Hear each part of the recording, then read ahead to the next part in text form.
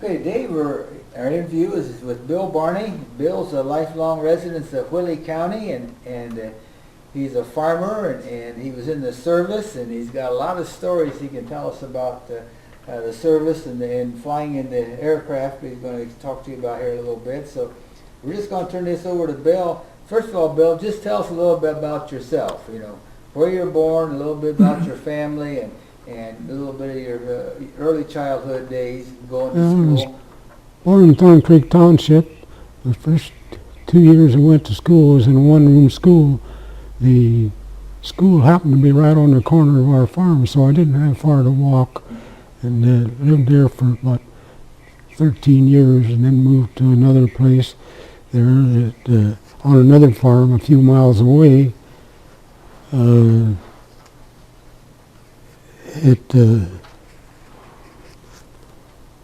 Back then, farming was by horses, no electricity, so it was quite different than it is as we think of it now. And when I lived there on that farm till I was 19. When I was 19, I went in the service, and I was there for near 3 years, and then I come back and I went back to farming. So tell us a little bit about when you started farming. You farmed with horses. Can you tell us any of your experiences farming with horses? Pardon? Farming with horses. Can you tell us about the horses you had and how you farmed with those? Well, we usually had around 8 head of horses, and it was quite a chore every day taking care of them, whether you used them or not.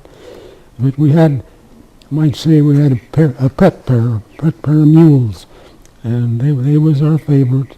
If it was 2 horses, 2 hooked up, it was them, and we really enjoyed them. And of course, we had at one time, I know Dad was driving a 6-horse team, 4 and 2 ahead, on this pretty big piece of equipment for that time. Not now, but it was quite different. Do you remember when you got your first tractor? Yep. Old Fordson. I said old Fordson, wasn't old at that time. But it seemed like we spent about as much time working on that thing to keep it in the field as we did using it. But it was sure beat being out there in a hot day and stuff. And back then I run it most of the time, and I could be out there early in the morning and in the evenings and everything, and it was quite different than doing it with horses. How many acres did you farm with that Fordson? Around 200. And what crops did you raise? Well, of course there was a lot of hay and to feed the animals, and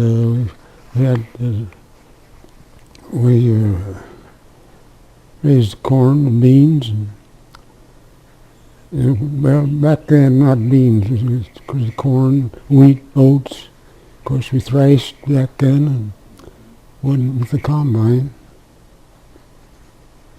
What kind of livestock? What livestock did you have? We had dairy cattle, and we usually milked around 15, 18 head. So do you remember when you raised your first crops, what was the price of corn back in those days? That I can't tell you. I don't remember that. Okay. Do you remember when electricity came to the farm? Did you remember when you first got electricity? Yes. Well, how did that? What year? Do you remember what year that was, and how that changed? How that changed the farming? No, it must have been. Let's see. In the 36 or 7, 8. Yeah. I was going to say in there someplace. I think that's when it came to Whitley County. Yeah. Mm-hmm. How did that change your life on the farm when you got electricity? Quite different. We didn't have to pack a lantern down the line and milk the cows in the dark, and just different parts of the barn would go to, you'd flip a light, flip a switch, and that was quite different. And also quite different living at home in a house. Do you remember like indoor plumbing? When did you have indoor plumbing, or you remember when you got your first bathroom inside? At that time, we didn't have it. Didn't have. That was quite different when we. Yeah. Now, do you remember when did you have a phone? You remember what phone type of phone did you have? A whole line of them, about half a dozen people on it, you know, party line, I guess they called it. Yeah. And sometimes you had to wait to get somebody off of it before you could use it. You remember, most people tell us that there's two longs and two shorts, or one long and one short. Do you remember? Everybody has a different ring for their phone. Yeah, I don't remember. Do you remember your first automobile? My personal one? Yes. The only thing I ever owned before I went to service was a truck, a stock truck. Okay. I started hauling livestock when I was a senior in high school. Oh my. I'd go to these sales at night and haul. So what kind of truck was it? Was it what make was it? Remember what it was? It was a Chevy truck. I can't remember. Yeah. Back in those days, you had a cattle chute. It's kind of a little different loading them than what they do in the trailers now, isn't it? Yeah. Yep. The job to get them up that ramp. Yeah. I heard there many a load of hogs up that, pushing them up there. I bet so.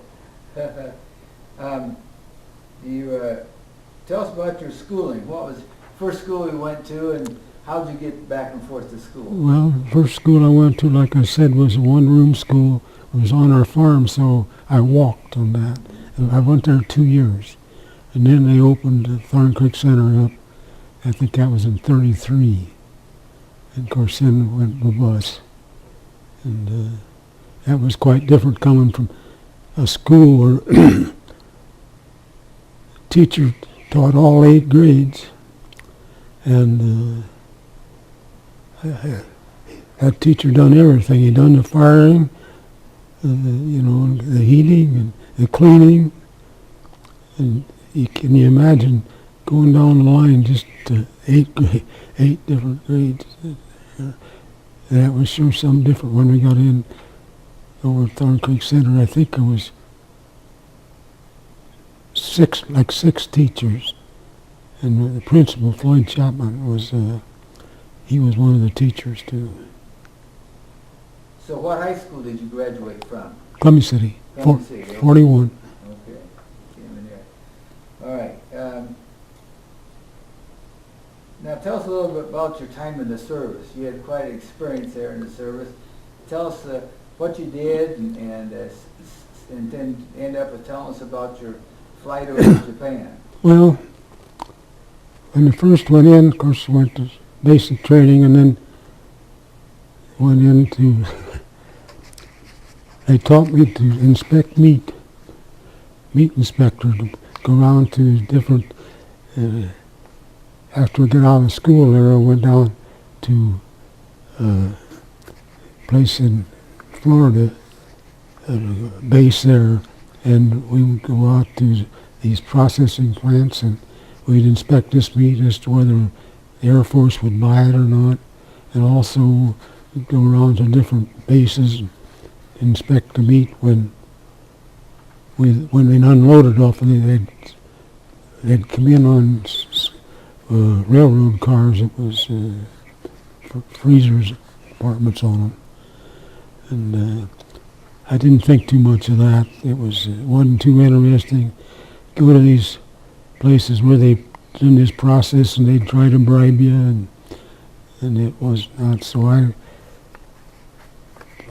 made an application to get in to fly an end of it, and when they took me in, they said they didn't have a room anymore for pilots and also for the bombardiers and navigators. So the only thing left was to go to gunnery school.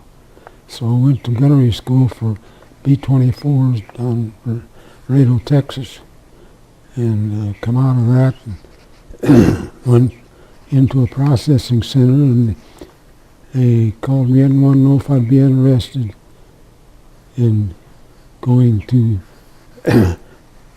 for B-29, which was a new airplane at that time, and so I'd been foolish not to have turned that down. So I really went for basic training on it for be a gunner.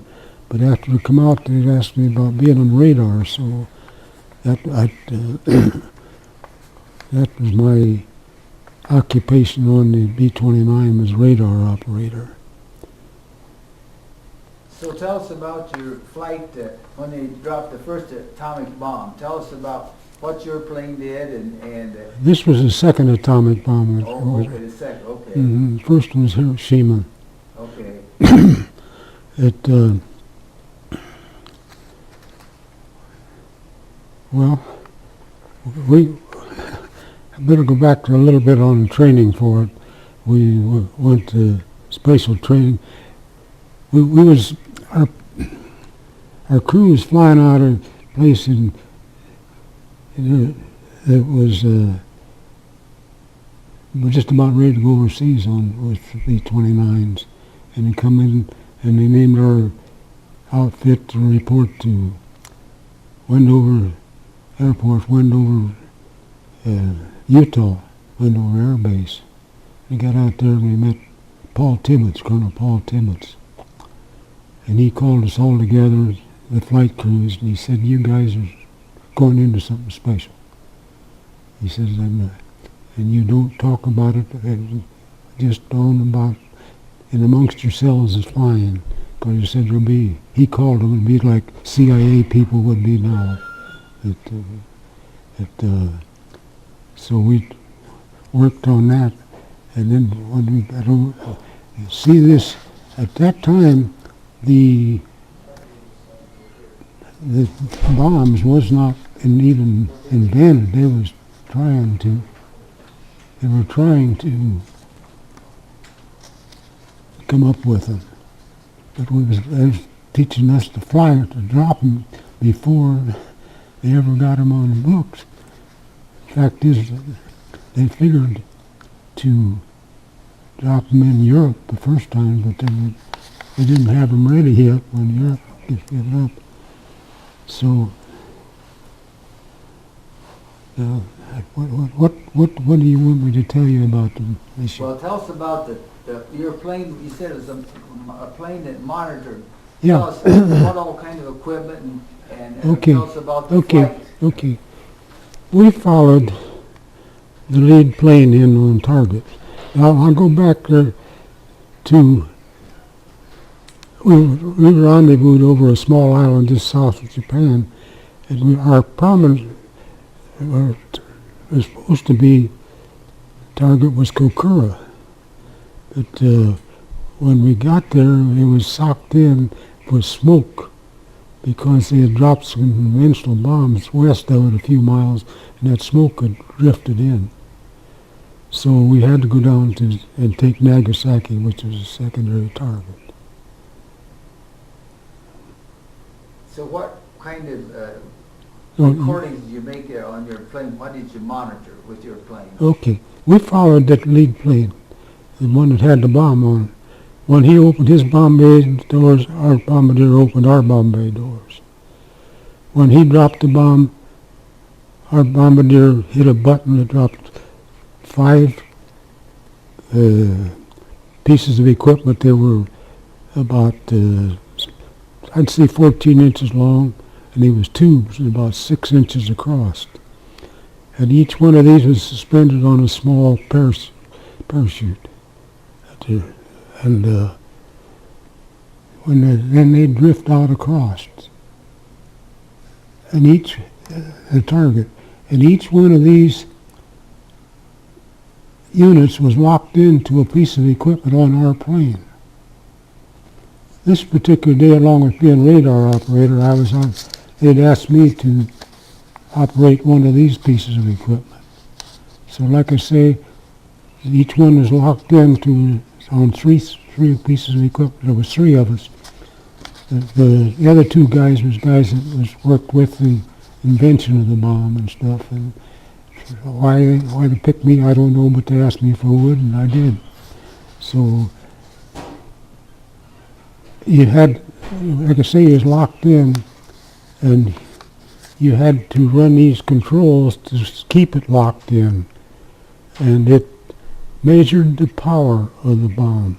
See, this thing was more or less experimental. They didn't actually know what was going, and so they wanted to know how much power was out there, and that's where we would come in on that. So there was 5 of those pieces of equipment they dropped out? Three. Oh. They just dropped one bomb, Yeah. and then they dropped 3 pieces of equipment in on little parachutes, and Okay. it drifted out across the target. Okay, it drifted out across, and did it drift out after the bomb exploded? Did it still drift across there?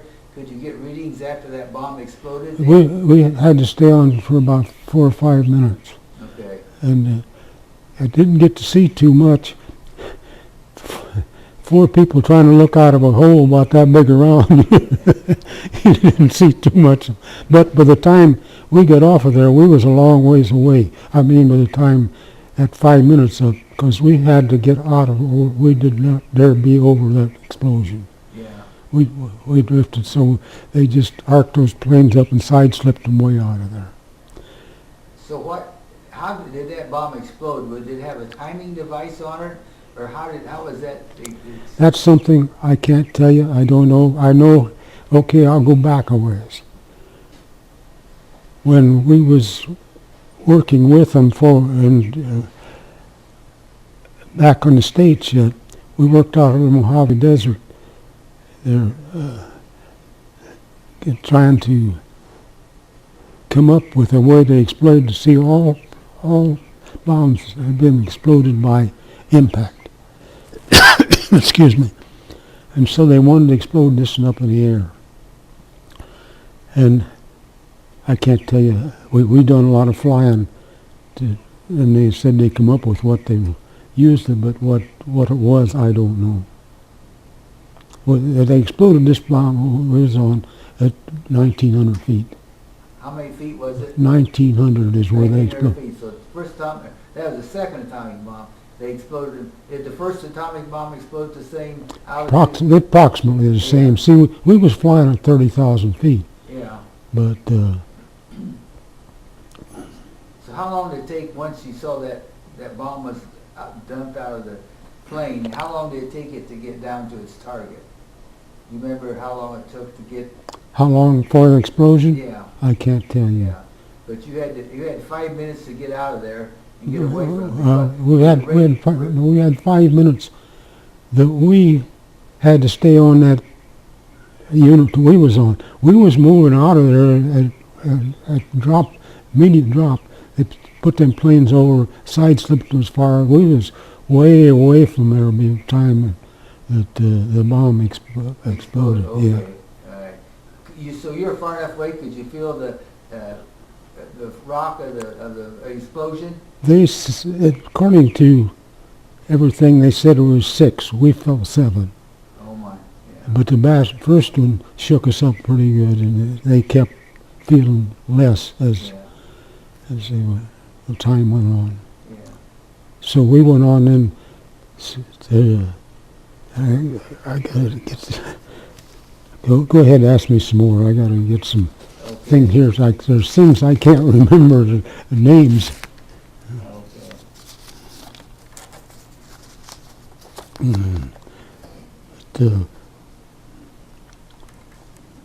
We went on down to the island of Okinawa and put in for fuel. We had to get in for fuel. So they fueled us up, and we got something to eat and took off again for our home base. We was in the air 17 and a half hours that day altogether. So that was quite 17 and a half hours in the air. It wasn't continuous because we was set down at Okinawa. Okay. But all flights was usually run from 12 to 14 hours. Yeah. and that was continuous. So what was your range? You know, how far could you go and return home to base? It was 1,500 miles from Tinian, our home base, to the south edge of Japan. And then it depended on where your target was, how far you went up on there. But it was 1,500 mile over water. Yeah, it's a long way.